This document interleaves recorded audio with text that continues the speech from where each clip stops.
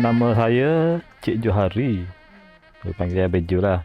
Pengalaman mencatat batik ni dah lebih kurang 30 tahun. Pengalaman tu habis sekolah. Bekerja dengan kila-kila kita pergi cari lah kerja. Setu dalam 18-19.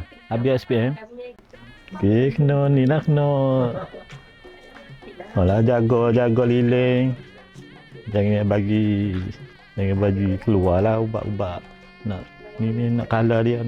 Lama jugalah ambil masa. Mula-mula pun pergi kilang pun belajar kalah dulu. Lukis ni kira naik pakat lah. Lama juga dalam 2 tahun 3 tahun kot. Baru owner kilang tu lepas. Boleh lukis lah. Kalau tak minat tak boleh juga ni. Kebetulan mari kilang lah. Mari kilang ni lah kawasan PCB ni lah. Pasal banyak dah atas customer.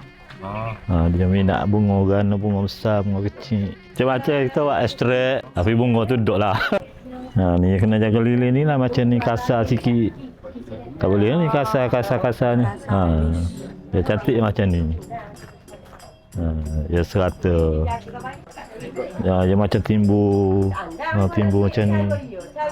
Dia tak serak ke kain. Tak ada lah ni. Anak pun tak sih. Hari ni kebetulan cuti, bolehlah tolong.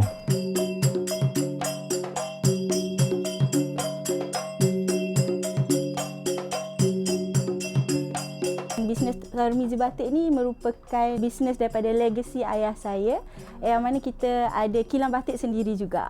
Kalau dekat Tarmizi Batik, kita ada kedai sendiri. Daripada kilang tu, produk dekat kilang tu kita masuk ke kedai, kita jual dekat kedai sini.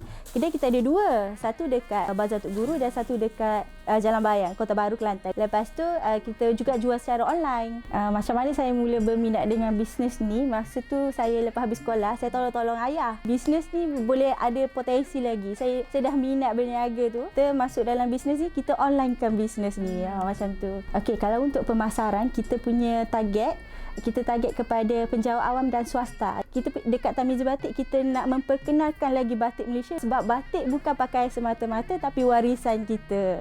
Cabaran dia, saya bersaing dengan bukan batik asli lah, yang mana batik cetak, yang mana dia orang punya harga lebih murah.